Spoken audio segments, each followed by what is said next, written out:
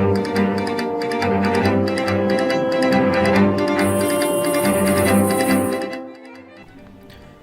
guys, what is up? Chris here with Cohesive Friendship Unit. Just me today. We are going to be reviewing The Legend of Zelda Link's Awakening for the Nintendo Switch. Long awaited, long rumored, finally here, launching on the same day as the Nintendo Switch Lite. Right before we get into things, guys, we hit 1,000 subs. Thank you so much for all your support. We're reaching out for our giveaway winner, and there will be a Steam code in this description as a thank you for helping us get to 1,000 subs. There will be more info later, but for now, let's get into the review.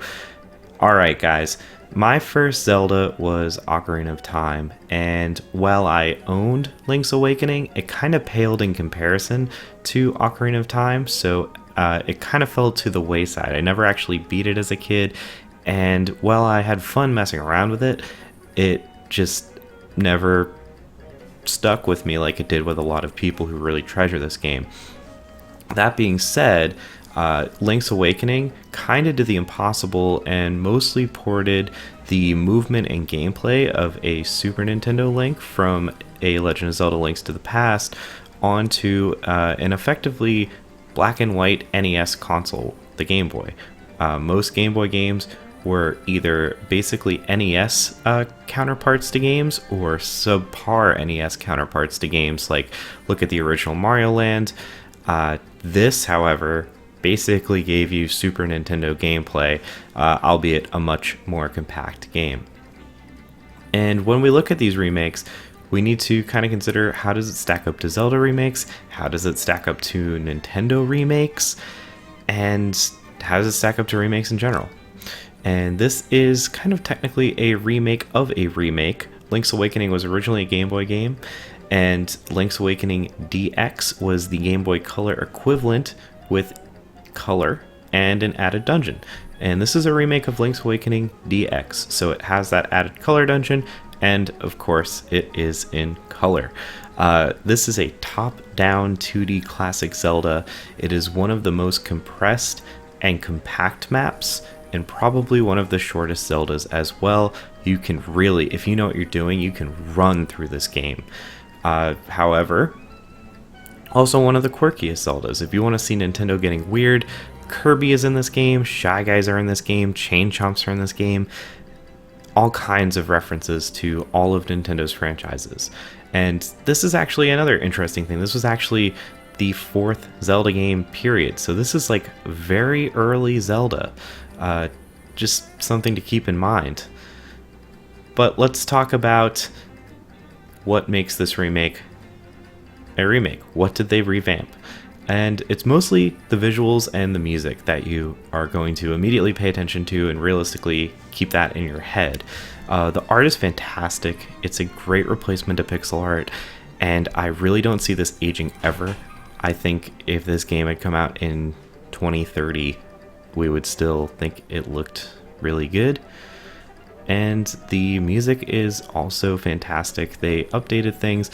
Unfortunately, the Game Boy track is rather limited and compressed. Some of the songs are 10-second loops, so Nintendo had to kind of make liberties where they could. And I like all the remixes. I just wish there was more source material for them to pull from. Regardless, what's there is really, really good. But this is not perfect at all, by any means. Actually, I have a lot of big problems with this game that I didn't really expect.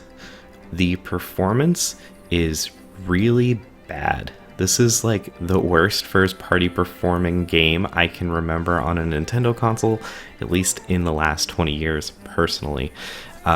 Digital Foundry did a really great breakdown, which I would recommend checking out, but in a nutshell, and I think this was kind of been downplayed in the reviews from the past few days, the frame rate will dip really low. Like it's double VSync, so you're gonna go from double buffer VSync, so you're gonna go from 60 frames per second down to 30 frames per second when you have a frame dip, and this will happen 100% of the time whenever you switch areas and whenever you go in or out of a room. And I know what you're thinking, it's a big Zelda world, whatever. This is the smallest Zelda world, so you are changing areas constantly, and the frame rate is constantly dipping down, and it's trying to hold a 60 FPS. On top of that, the resolution also is kind of all over the place. Pretty much when you're in the overworld, things are going to sit around 720p. They do get as high as 1080p, usually inside, but for the most part, when you're outside, which is where you spend a lot of the game, you're going to be looking at 720p. And I know I am not everyone. However, most of the time I play my Switch docked. Not all the time, but most of the time I'm playing on a 65-inch screen.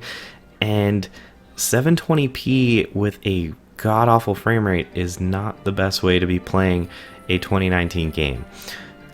I think what they could have and should have and hopefully can do is have a couple of options. I really think this game should have a 1080p 30 frame per second mode and just have the game run at 30 frames per second at 1080p. And the game should also have a performance-oriented mode where they do whatever they have to do to get that frame rate where it needs to be, even if it involves slashing the resolution even more. That way you can pick how you want to play the game, and you won't really get the worst of both worlds. The next thing I want to talk about is the surprising lack of D-pad support. They kept octagonal movement like in the original, and in the original, on a Game Boy, you play the game with a D-pad, and this game, where you don't even need those buttons on the Switch controller, you cannot use the D-pad. And what's even more baffling is the game is launching on a system, the Nintendo Switch Lite, that comes out the same day that launched with a D-pad. This would have been the perfect game for it. That's okay. I don't know why that happened. But let's look at this game in the context of some Zelda remakes and some Nintendo remakes and then some other remakes. From a Zelda remake perspective, there's kind of a storied history on these. Some of them are kind of more, not lazy, but less impressive, we'll say, like Twilight Princess, mostly a resolution bump.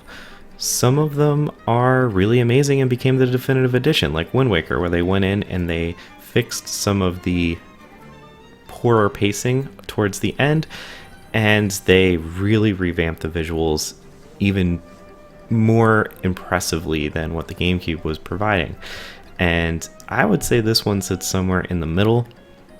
I would say this is the biggest graphical overhaul to date for a Zelda remake, but it's crippled by really, really subpar performance. And again, I don't know why they were shooting for 60 if they knew it just wasn't going to happen to the point that it is.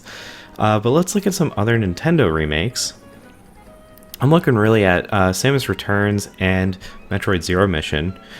These two remakes are in a similar vein, you know, updated, modernized for the latest hardware at the time, and they took some liberties. Samus Returns, they really changed things around. Zero Mission, more guided hand with some bonus content. This kind of is more conservative in preserving the original, which I personally like. There's less liberties taken. Really, the biggest addition slash omission is they removed the Game Boy printer functionality, obviously, and instead there's a kind of disappointing dungeon builder that's not really even worth showing, but that made sense, right? Like, you weren't going to get the Game Boy feature. It's nice that they add something, even if that something is a little lackluster. Hopefully, it means we're getting a Zelda maker in the near future, but I'm not going to hold my breath on that. But now let's look at some other remakes. I'm specifically going to look at some remakes that are on the Nintendo Switch, those being the Crash Trilogy and the Spyro Trilogy. And here's what you get with those. You get remakes of 3D games on a similar visual level, like a similar visual overhaul level as this, in that everything is completely remade. You get 3 games, and you get those for $40. That is interesting because this is one Game Boy game for $60. And I'm not going to say that the price is wrong, but if you were to compare it to Spyro, then you would expect to get Link's Awakening, Oracle of Seasons, and Oracle of Ages with the same visual overhaul for $40 instead of just Link's Awakening for $60. That being said, Nintendo always loves to charge full price, and especially for Zelda.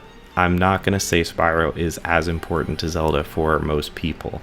However, if we're just going to look content to content here, it's just something to be aware of. So who is this for? This is for, well, if you're a Link's Awakening fan, you already bought the special edition and the amiibo. If you're a Zelda fan, you already bought it also. If you're new to the series, if Breath of the Wild was your first game, just go into this knowing that this is nothing like Breath of the Wild. If you're young enough to not even know that this was a remake of a game, go in knowing it's a Game Boy game. It surprisingly holds up and is probably aged as one of the better in the library, but it's still a Game Boy game. And for everyone else, this is a faithful remake of a classic Game Boy game, marred with technical issues. If you want to see the quirkiest Zelda game out there, this is the one. And with the exception of the technical issues, I'd say this largely makes the original obsolete, with this being the definitive edition. That's all for me, guys. Hope you enjoyed the review. Let me know what you think of the game so far down below. I'm having a lot of fun with it. Super easy to run through. This is going to be the game where, like, once a year I'll probably run through it in like a weekend, because that's how fast it is. I kind of like that game. I've gone on the record on this channel many times for saying I like my shorter experiences every once in a while. But that's all for me, guys. Catch you next time.